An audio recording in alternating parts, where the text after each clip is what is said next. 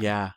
I love that. And I think too, that's such an important part of gathering is that, right? Obviously in 2020, we weren't able to gather. And so I think that so many folks got okay with that. And so we're still, right? Uh, Still doing meetings on Zoom when like, why are we doing that? Like, Nobody let's, wants to wear pants. yeah, well, I mean, look, there's some really comfortable pants, folks. You can get some real easy ones if you need to, but like, I think that's so important that like humans are communal gatherers and like from our core. And I think that some folks have just gotten very comfortable with like the solo version of things, and like we can't do this alone. We can't do any of this alone. It's so funny you say that because I have been a volunteer in association space for many years. First with the National Association for Catering and Events. I was involved at the local chapter level here in Richmond. I was their chapter president. I ended up serving on the NACE national board Hmm. and was the president of the national organization.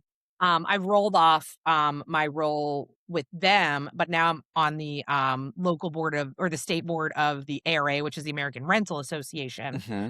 And I will say this, whenever we're talking about in-person, like especially networking association type events, Hmm. it is such a battle. I remember, in 2018, 2019, my calendar, and again, this comes again from the place who like I am child free by choice. So like I have a very flexible Yeah. schedule. I Hmm. own my own business, so I have more flexibility around my calendar. I don't have to get somebody to approve the expense of doing these things. Hmm. So I just want to recognize that I have some advantages in that capacity. But Yeah.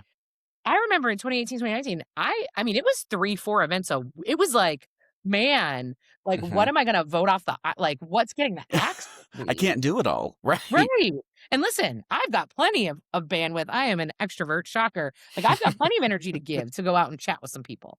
Hmm. And now it's like, again, coming from the association side with the ARA, we're getting ready to launch a more aggressive social calendar this year in this chapter. And we've been discussing how hard it is to sort of say to people like, "Hey, come out and do this in person." I feel like it used to be when it comes to that networking side of things or that situation, it used to be, "Hey, come to gather with the group and then Hmm. you will see the ROI." And I feel like it's been Yeah. flipped on its head. People want to Yeah. know, what is my ROI if I'm going to put real pants on? Yeah. And that's tough because the ROI should be number one, the gathering itself. Yeah. But the the community that comes from a gathering, a pantsed gathering, yeah, uh, is has significant value. And I think, right to your point, so many folks have gotten not away. I understand, right? Folks have different lives and different priorities now, and I respect and appreciate that. But like, there's value in being with other humans and enjoying their energy and absorbing energy and giving energy. And I think that that's so important. and I think to piggyback off of that, I also think that because of that, again, people are going to people. We Hmm. have to find ways to meet them where they're at to do Absolutely. that. A good example I can think of is there's a community of women that I am friends with. It's so interesting. So it's a group of women. A lot of them are female event photographers, is sort of where the core of the group started. Hmm. A friend of mine here in town, Carly Romeo, who used to be an event and wedding photographer, she used to do like a travel photo shoot type thing that people would go to. Hmm. That evolved, and then she now is into sort of some travel advising and whatnot, but she had put together a group of women that she puts together a trip for every year, and it's basically her friends, Hmm. but, from all over the country, like-minded women. I had the pleasure of going to Nicaragua with this group of women, Oh a couple wow. years ago, and it was I was super intimidated, I was really nervous, Hmm. because I had never traveled with such a large group.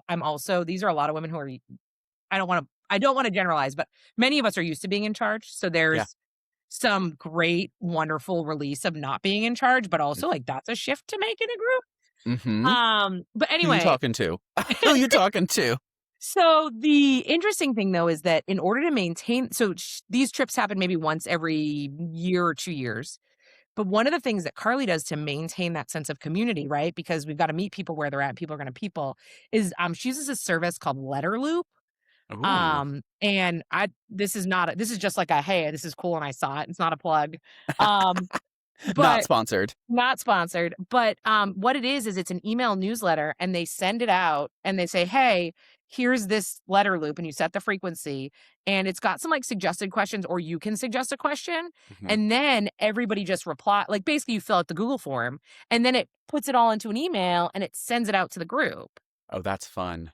So it's like this custom email newsletter for your group of people. But what I love about it is again, she's using that to meet people where they're at. Like Mhm. this is not a group of we're spread across the country.